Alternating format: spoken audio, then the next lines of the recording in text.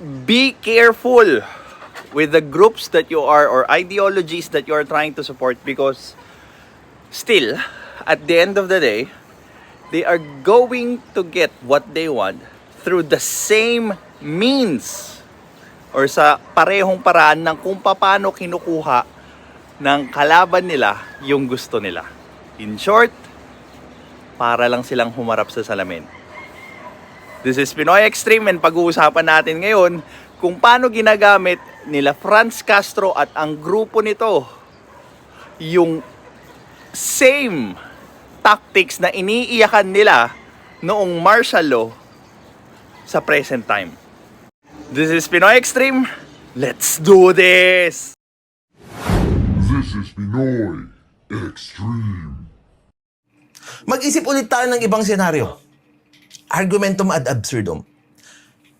Pinaka-absurd na pwedeng mangyari. Di ba?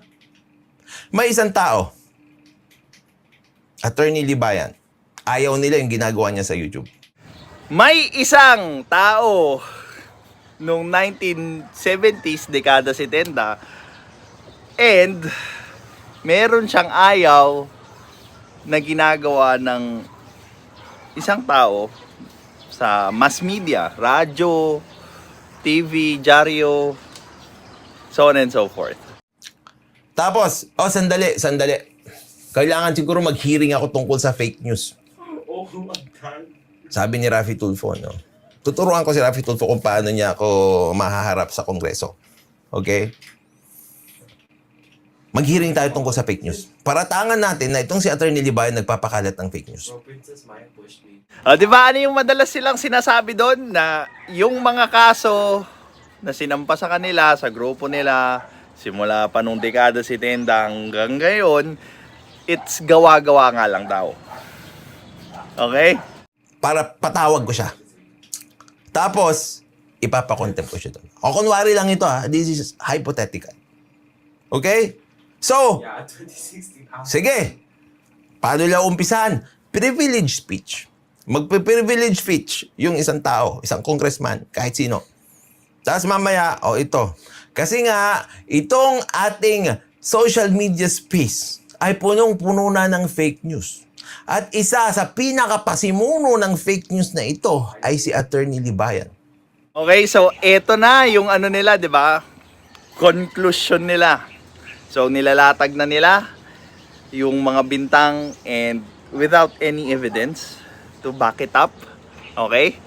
So parehong-pareho ng martial law, di ba? Continue natin. Do they need evidence in relation to that? No, right? Magpe-privilege speech lang siya. Tapos magkakaroon ng motion. Do they need evidence? No, right? They don't need to weigh evidence. They just need to pass the motion. And para maipass mo yung motion, anong kailangan mo lang? Magbotohan. That's one of the downside of democracy na hindi alam ng mga tao.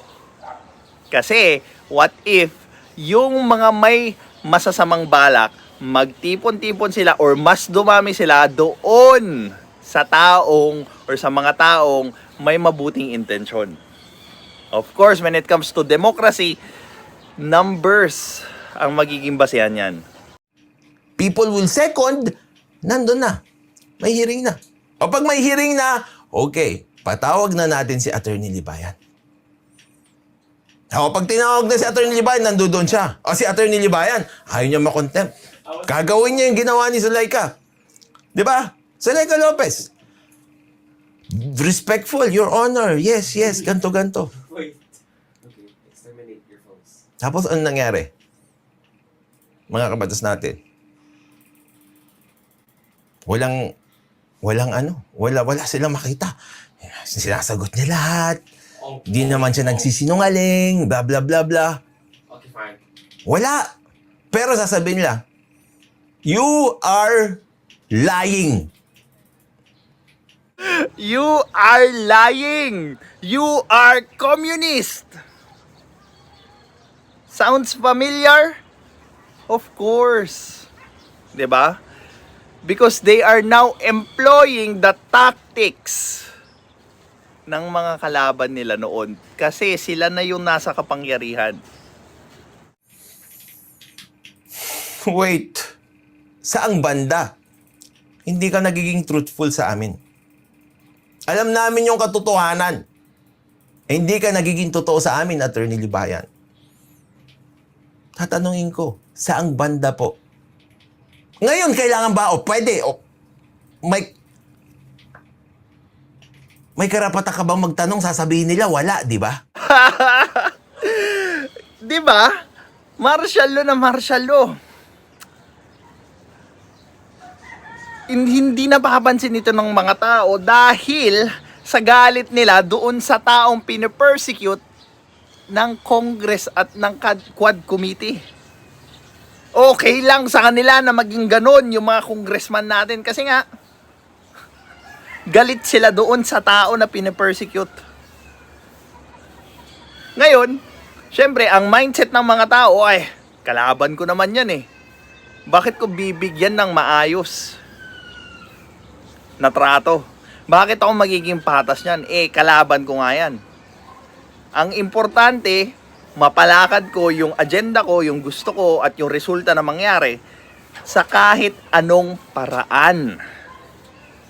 Sounds familiar? A Machiavellian personality. The ends justify the means. Tapos ngayon, nung ginawa sa kanila, nung nakaupo si Duterte, galit na galit sila. Pero right now, sila yung gumagawa nun. Diba? Meron, wala. Wala, di ba? Wala kang karapatan magtanong, sabi nila, di ba? Pag nagtanong ka, sasabihin nila, resource persons are not allowed by the rules to ask questions.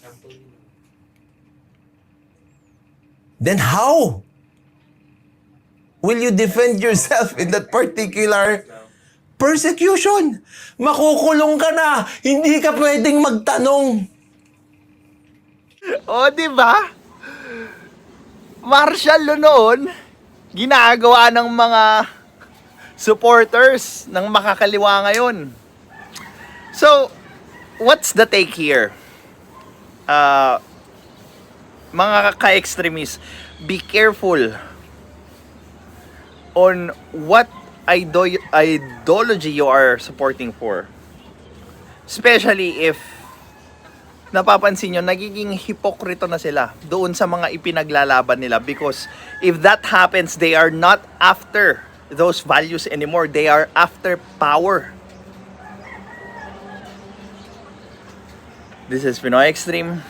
Have a good day.